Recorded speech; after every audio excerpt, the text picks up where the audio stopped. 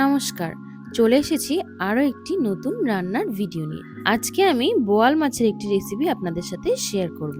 বোয়াল মাছ তো আপনারা অনেকেই অনেক রকমভাবে খেয়েছেন, কিন্তু এইভাবে কি কখনো রান্না করে খেয়েছেন? যদি না খেয়ে থাকেন তাহলে কিন্তু আমার কথা মতন এইভাবে একবার খেয়ে দেখতে পারেন। গরম ভাতের সাথে এই রান্নাটা খেতে কিন্তু দারুণ লাগে। তো চলুন আপনাদের সাথে শেয়ার করি এটা আমি কিভাবে করলাম। প্রথমে আমি কিছুটা বোয়াল মাছ নিয়ে নিয়েছি, সেটাকে একদম পরিষ্কার করে ধুয়ে নিয়েছি।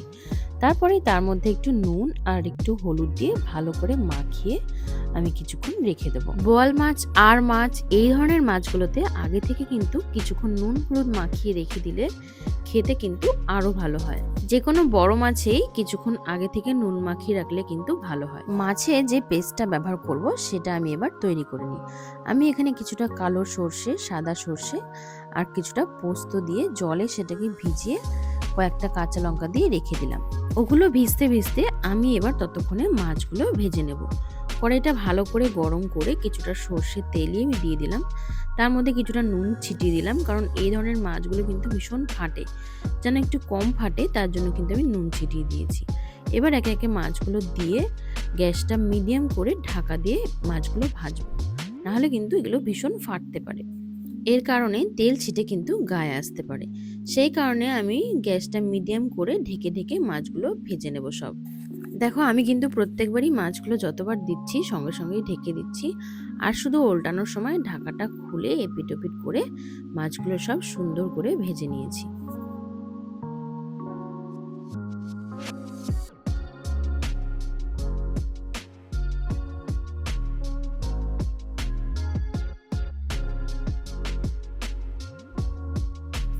মাছ ভাজা হয়ে গেলে ওই তেলের মধ্যে আমি দিয়ে দেবো কিছুটা কালো জিরে ফোড়ন, আর তার মধ্যে যে সর্ষে পোস্ত লঙ্কার পেস্টটা তৈরি করেছিলাম সেটা ওই তেলের মধ্যে আমি এবার দিয়ে দেবো। দিয়ে এটাকে ভালো করে কষিয়ে নেব। এবার আমি এর মধ্যে একটু দিয়ে দেবো হলুদ গুঁড়ো, আর যেহেতু কাঁচা লঙ্কা দেওয়া ছিল তাই অল্প একটু লঙ্কার গুঁড়ো কালারের জন্য দিয়ে আবার এটাকে ভালো করে কষিয়ে নেব। সর্ষে বাটা দিয়ে খুব বেশিক্ষণ কিন্তু কড়াইতে কষানো যাবে না, তাহলে কিন্তু এটা তেতো হয়ে যেতে পারে। তো সাবধানে এটা ভালো করে কষিয়ে নিয়ে একটু বাদেই বাটিটা ধুয়ে আমি এর মধ্যে কিন্তু একটু জল দিয়ে দিলাম। এবার এটা তেতো হয়ে যাওয়া বা লেগে যাওয়ার চান্স থাকবে না।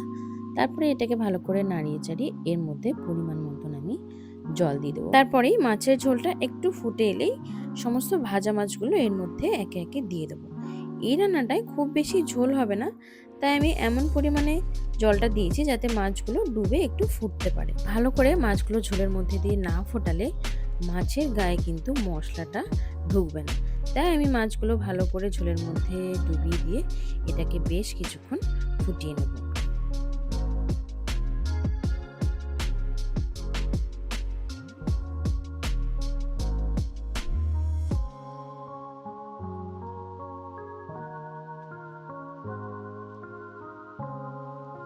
লো টু মিডিয়াম আঁচে আমি এটাকে ফুটিয়ে নিচ্ছি। ঝোলটা ফুটে যখন একদম গায়ে গায়ে লেগে যাবে, মানে কমে আসবে, তখন আমি এর মধ্যে সামান্য একটু নুন দিয়ে দেবো। মাছের গায়ে কিন্তু আমি ভালো করে নুন মাখিয়ে রেখেছিলাম যাতে ঝোলে আর দেওয়ার প্রয়োজন না হয়। ব্যাস, রান্না আমার একদম শেষ পর্যায়ে। এর মধ্যে বিশেষ কিছু আর দেওয়ার প্রয়োজন নেই।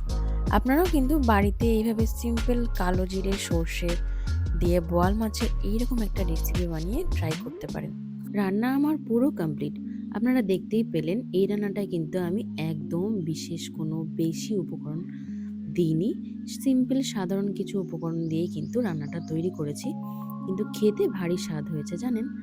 তো আপনাদের যদি এটা ভালো লাগে তাহলে অবশ্যই এটা লাইক করবেন আর কমেন্ট করে জানাবেন আপনাদের কেমন লাগলো। দেখা হচ্ছে আরো অন্য নতুন ভিডিও নিয়ে। ততক্ষণের জন্য টাটা।